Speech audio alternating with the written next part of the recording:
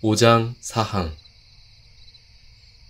교사라는 이름과 직분을 통해 우리는 패역한 나라 가운데 있던 유대인 그리고 그리스도인들 가운데 때때로 아주 신중하게 유지해 왔었던 학교, 단과대학, 종합대학의 질서를 이해할 수 있다.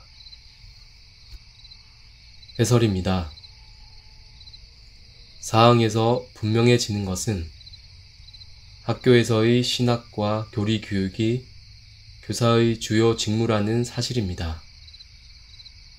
현대사회의 대학 체제에서는 신학과 교리 교육이란 전적으로 신학대학 혹은 신학대학원에서나 가능한 것이지만 칼빈의 제네바시의 경우에서 알 수 있듯이 애초에 학교들의 주요 목적은 신앙교육과 결코 무관했던 것이 아닙니다.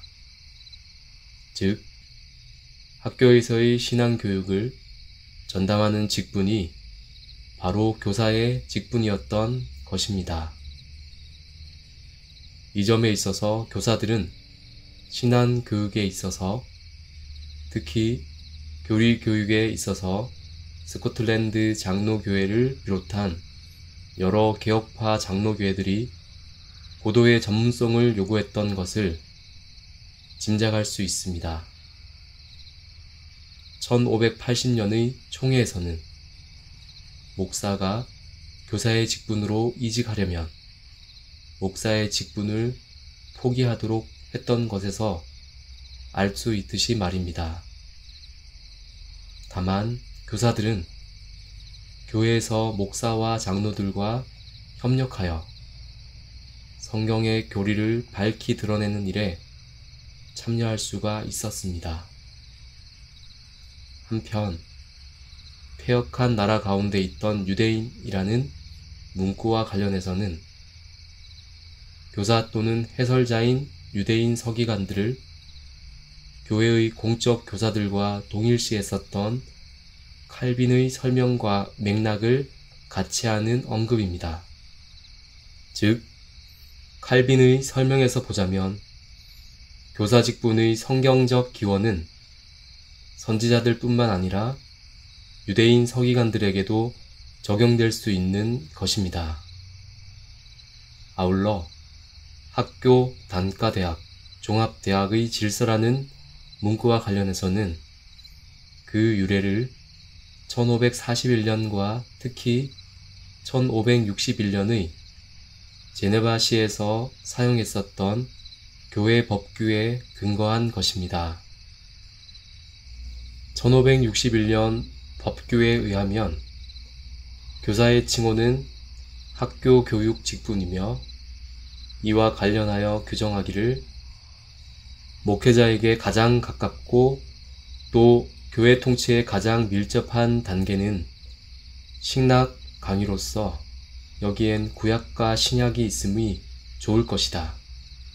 하지만 우선적으로 언어들과 인문과학으로 교육을 받지 않고는 이러한 신학 공부에서 유익을 얻을 수 없기 때문에, 그리고 우리 자녀들에게 황폐한 교회를 남겨두지 않도록 장래를 위한 씨를 뿌릴 필요가 있기 때문에 자녀들을 교육시킬 고등교육기관을 세워 목회사역과 시정부를 위해 그들을 준비시킴이 마땅할 것이다 라고 한 것에서 알 수 있듯이 학교, 단과대학, 종합대학의 질서란 신학교육을 지향하고 있는 질서인 것입니다. 교사의 교사는 신학자입니다. 5장 5항 교사는 앞서 말한 것과 같이 장로로서 교회의 치리에 속하여 목사를 도와야 하며 모든 회의 안에서 그의 동료인 장로들과 더불어 협력해야 한다. 그러므로 말씀을 해석하는 일은 교사가 맡은 일이다. 해설입니다. 앞서 1항에서 분명히 교사의 직분에 대해 이들은 선지자, 감독, 장로, 교리교사로서 불릴 수 있음을 규정했는데, 특별히 장로라 함은 교회의 연장자로서 교회의 치리에 관여함을 나타냅니다. 따라서 일반적으로는 목사와 다른 장로들과 협력하여야 하며, 그 협력이란 다름 아닌 말씀을 해석하는 일인 것입니다. 그러므로 1563년 프랑스 개혁교회에서는 신학 교수들이 총회의 구성원으로 인정되었고 대회에도 위임될 수 있다고 결정했습니다. 그러나 칼빈이 언급한 것처럼 교사와 목사 그리고 교사와 치리장로 사이에는 분명한 차이점이 있었는데, 교사들은 권징을 하거나 성례를 집례하거나 경고하고 권면해야 할 책임을 부담하지 않고 다만 성경을 해석하는 것에만 책임을 집니다. 말하자면 신자들 가운데 교리를 온전하고 순수하게 지켜야 할 책임을 지고 있는 것입니다.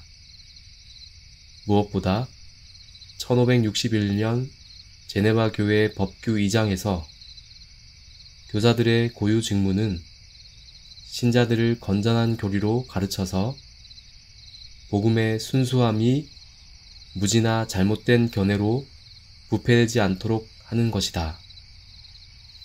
그러나 오늘날 상황에 따라서 우리는 이 칭호를 하나님의 교리를 보존하기 위한 도구요, 또 목사들과 사역자들의 부족으로 교회가 황폐케 되지 않도록 도와주는 이들로 이해한다고 한 것에서 알 수 있듯이, 말씀을 해석하는 교사가 교회에서 책임져야 할 직무는 중요한 것입니다.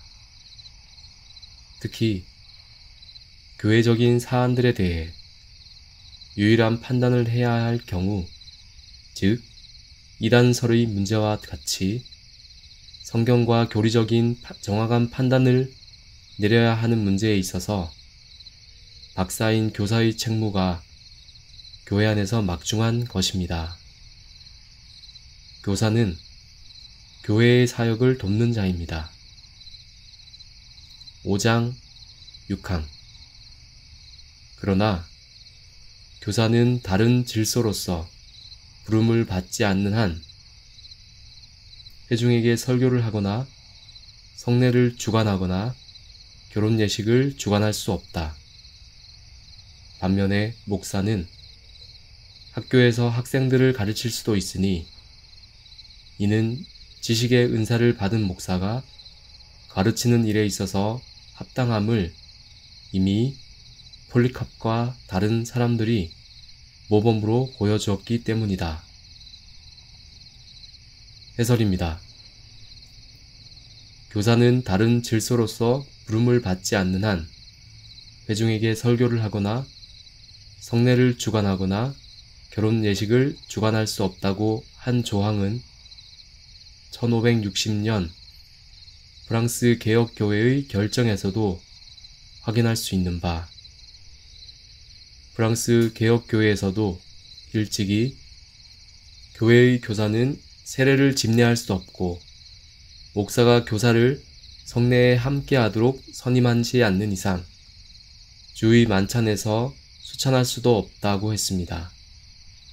앞서 살펴본 바와 같이, 그러나 규정은 이미 칼빈에게서 기원한 것으로서 칼빈 또한 일찍이 교사들은 권징을 하거나 성례를 집례하거나 경고하고 권면해야 할 책임을 부담하지 않도록 한 것입니다. 그러나 칼빈은 교사가 교회에서 세례나 성찬을 집례할 수 없다는 언급에 붙여 목사의 직분에는 이 모든 역할이 그 안에 다 포함되어 있다고 했는데, 이 장의 6항에서도 동일한 규정을 기록하고 있는 것입니다. 속사도 교부들의 폴리캅의 순교에 관한 기록 16장 2항에서 폴리캅은 사도적 선지자, 교사, 교회의 거룩한 감독으로 묘사되었는데 6장에서는 그처럼 지식의 은사를 받은 목사가 있을 수 있으며 폴리캅이 바로 대표적인 인물인 것을 언급하고 있습니다. 그러므로 6항의 규정은 엄격하게 적용될 수 있는 금령이라기보다 권장할 규정이며 전체적인 의도는 각자의 직무가 결코 가벼이 여기거나 겸할 만한 것이 아니라는 사실을 명백히 하는 규정이며 포괄적으로는 교사 또한 교회의 가르치는 직분으로서 동일한 직무를 담당하는 자인 것을 밝히고 있는 것입니다. 그러나 272서 이후 작성된 웨스트민스터 정치모범에서는 교사도 목사와 같이 말씀 사역자이며 따라서 성례를 집례할 권한이 있다라고 함으로써 272서 기독교 강요와는 다른 입장을 취합니다.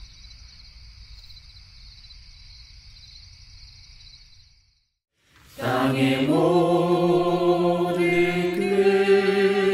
끝이 여호와를 기억하고 돌아오며 열방의 모든 족속이 주의 앞에